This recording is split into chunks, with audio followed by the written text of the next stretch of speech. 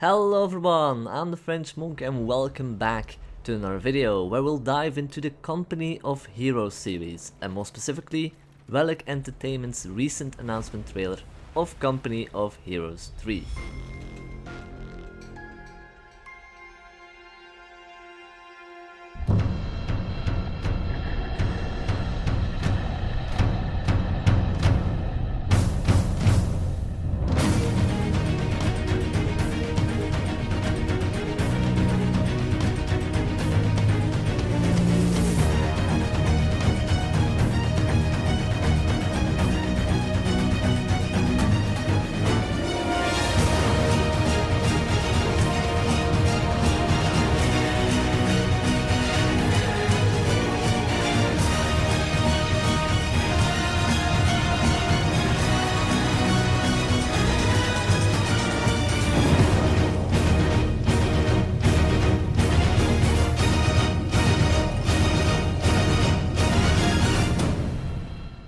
Now, for those of you who are unfamiliar with the series, Company of Heroes is a real-time strategy video game.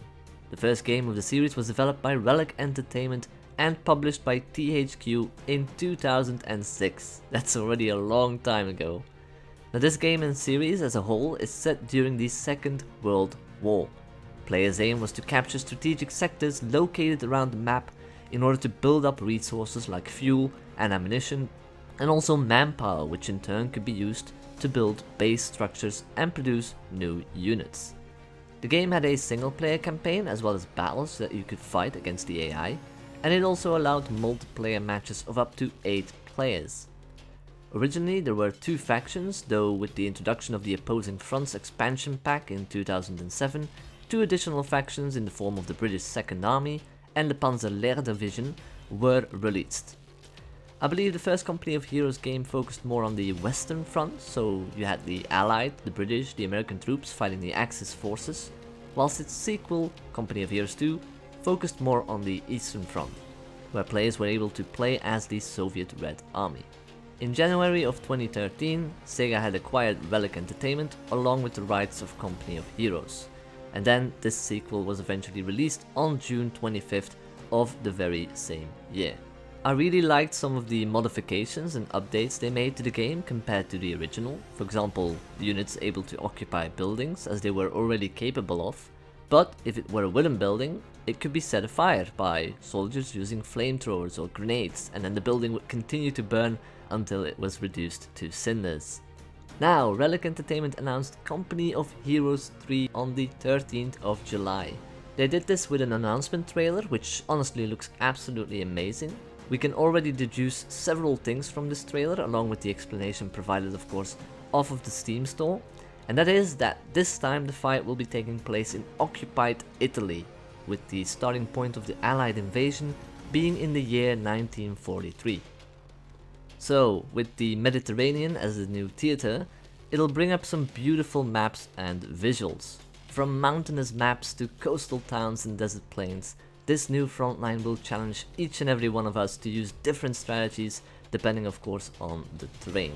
With the release of this game, there are promises that it will contain the largest number of launch factions of the series to date. This is of course really exciting news, as it opens up the roster of troops, as well with new elite squads being introduced like the American Canadian Special Service Forces. I always quite like the destruction of the maps myself as you progress throughout the battle, some areas of the map being less affected by artillery fire and others just completely devastated. And I'm very excited to hear that in Company of Heroes 3, every location will become a fully destructible sandbox.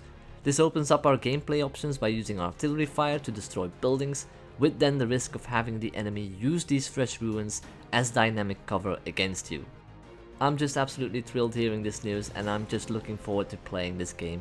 There was also a first gameplay trailer released showing a little bit of what it's looking like at the moment, and knowing that it's still in testing phase, it is of course subject to change. And definitely consider we can expect this game somewhere in late 2022. So that was it from my point of view and my reaction. What do you guys think of this news? Are you looking forward to Company of Heroes 3? What are your thoughts on the game? Let me know in the comments down below, and I hope to see you in the next video. Take care everyone.